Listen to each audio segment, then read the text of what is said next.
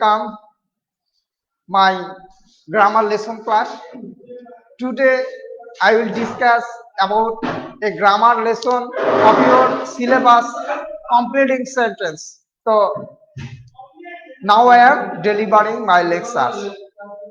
তো প্রিয় শিক্ষার্থীবৃন্দ, তোমাদেরকে আজকের ক্লাসে সুস্বাগত। অর্থাৎ তোমাদের ইংলিশ গ্রামারের টপিকস একটি গুরুত্বপূর্ণ টপিক হচ্ছে কমপ্লিটিং সেন্টেন্স। আমি এই কমপ্লিটিং সেন্টেন্সের আজকে মোস্ট গুরুত্বপূর্ণ অর্থাৎ রুলস নিয়ে তোমাদের সামনে একটি ডেলিভারিং লেকচার দেওয়ার চেষ্টা করব।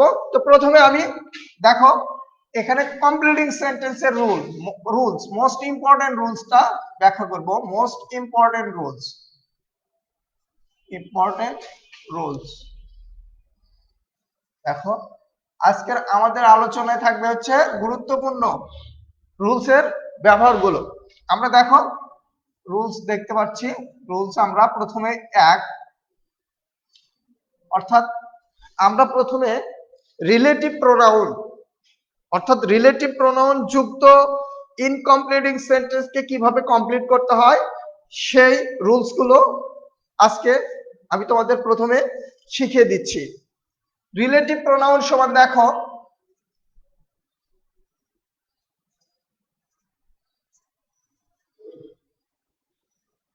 সমান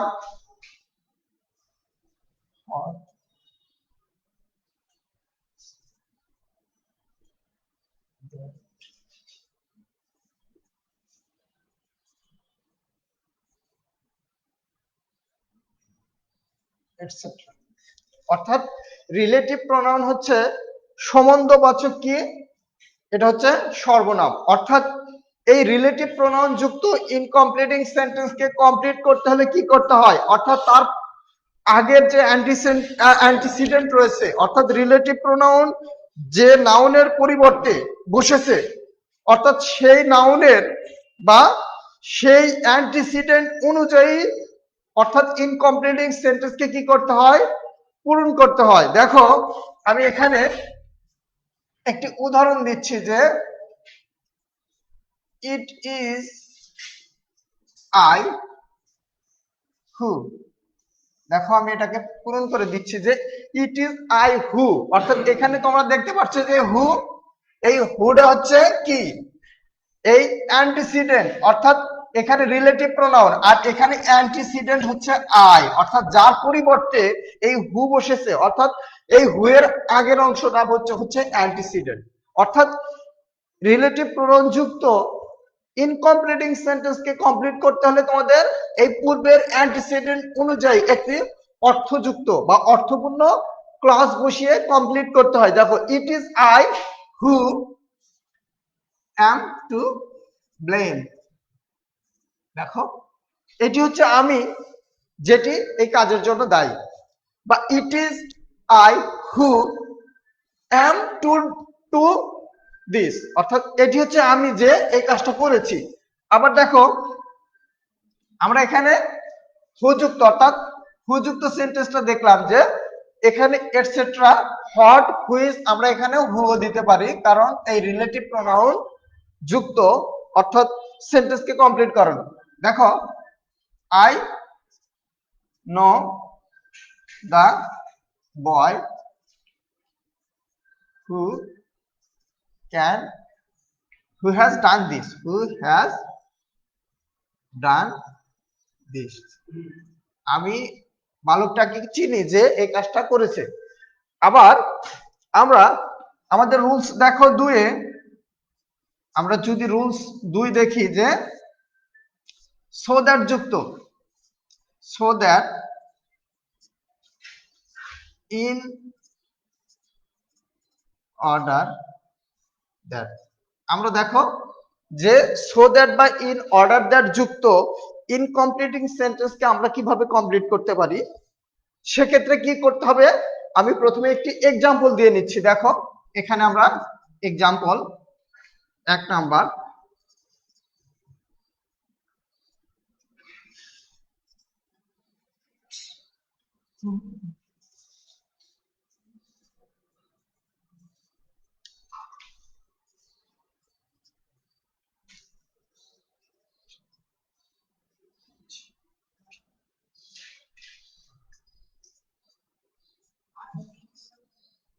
দেখো আমাদের এখানে একটি ইনকমপ্লিটিং সেন্টেন্সের কমপ্লিটিং অংশ আমি এখানে কি লিখেছি, বিল্ডিং করেছি। দেখো Rahman reads more that, Rahman এত পড়ে যে বা বেশি পড়ছে, কারণ he can get GPA 5 or a plus, যাতে সে এ প্লাস পায়। আবার যদি বলি যে রাকা works hard in order that, মানে রাকা কঠোর পরিশ্রম করছে এই কারণে বা এই শর্তে যে he can prosper in life, সে জীবনে উন্নত লাভ করতে পারে। সেক্ষেত্রে তোমরা সো দ্যাট কিংবা ইন অর্ডার দ্যাট ও বসানো যায়। তোমাদের সো দ্যাট এবং ইন অর্ডার দ্যাট যুক্ত সেন্টেন্স কে কমপ্লিট করতে হলে কি করতে হবে, প্রথমে একটা সঙ্গতিপূর্ণ সাবজেক্ট প্লাস হচ্ছে ক্যান নট অথবা কুড নট প্লাস হচ্ছে ভার্বের এক প্লাস হচ্ছে অবজেক্ট দ্বারা কি করতে হয়, কমপ্লিট করতে হয়। তারপর দেখো আমাদের আরো বেশ কতিপয় মোস্ট ইম্পর্টেন্ট কমপ্লিটিং সেন্টেন্সের রুলস গুলো হচ্ছে, দেখো আমরা এখানে যদি রুলস হচ্ছে আমরা তিন ধরি, দেখো রুলস হচ্ছে তিনে যদি তোমরা দেখো যে দো অলদো, এখানে আমি লিখছি যে দো অলদো সিন্স অথবা অ্যাজ যুক্ত, দেখো এগুলো হচ্ছে সাবঅর্ডিনেট ক্লজ, অর্থাৎ সাবঅর্ডিনেট ক্লজ যুক্ত ইনকমপ্লিটিং সেন্টেন্স কে কমপ্লিট করতে হলে উপযুক্ত প্রিন্সিপাল ক্লজ বসিয়ে কি করতে হয়, এটা বাক্যের বাকি অংশ সম্পূর্ণ করতে হয়। দেখো আমি এখানে লিখছি the is poor,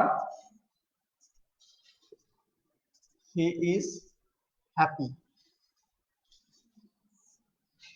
আমি দ্বিতীয় নম্বর সেন্টেন্সটা লিখছি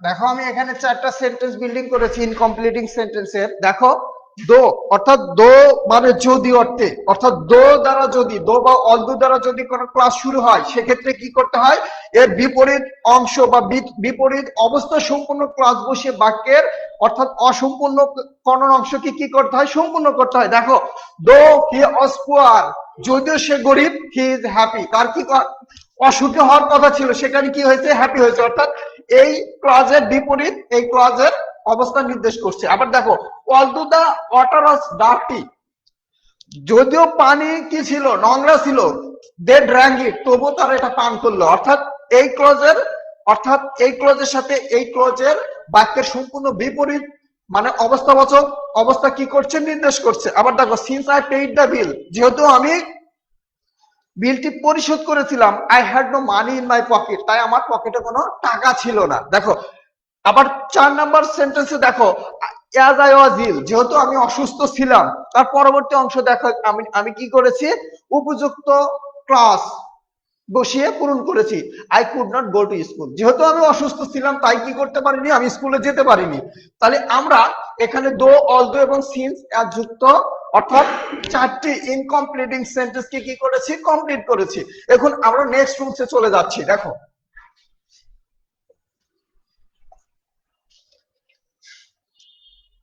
আমাদের এখানে in spite of spite of অথবা ডেসপাইট, অর্থাৎ ইনস্পাইট অফ এবং ডেসপাইট অফ যুক্ত ইনকমপ্লিটিং সেন্টেন্স কে কমপ্লিট করতে হলে কি করতে হয়, এর সাথে সঙ্গতিপূর্ণ ক্লজ বসিয়ে সেটা কি করতে হয়, কমপ্লিট করতে হয়। দেখো আমি এখানে ইনস্পাইট দ্বারা করছি,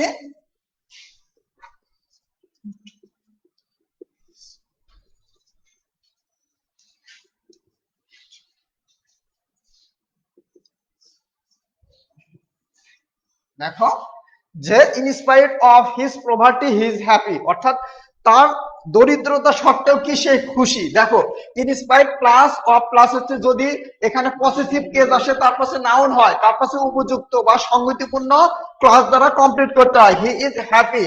আবার দেখো আমি ডেসপাইট দ্বারা করছি,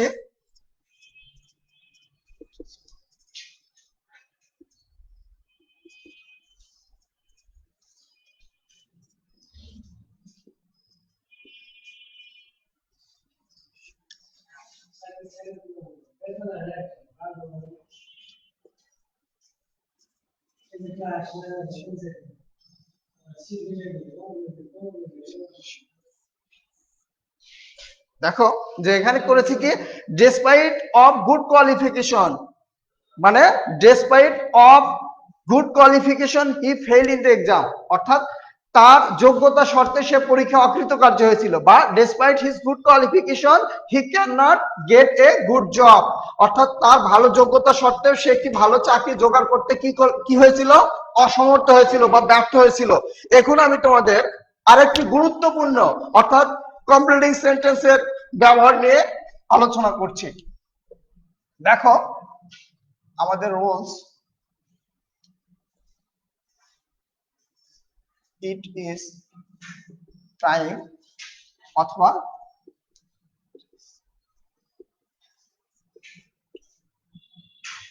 আমি এখানে দুটো সেন্টেন্স বিল্ডিং করছি,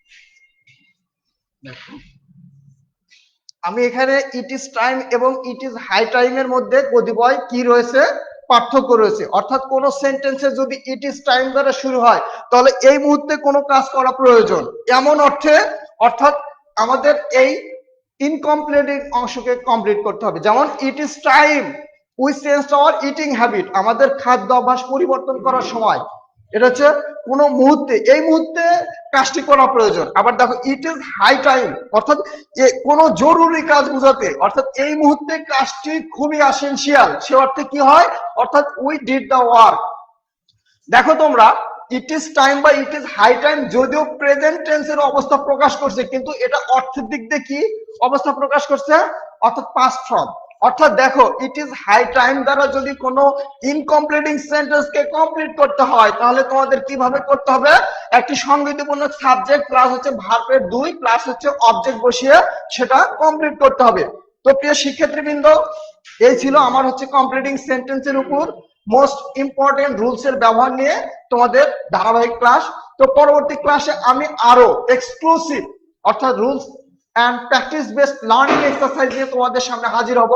আজ এ পর্যন্তই, সবাইকে ধন্যবাদ এবং শুভকামনা জানিয়ে আজকের ক্লাস এখানে শেষ করছি। খোদা হাফেজ, আসসালামু আলাইকুম।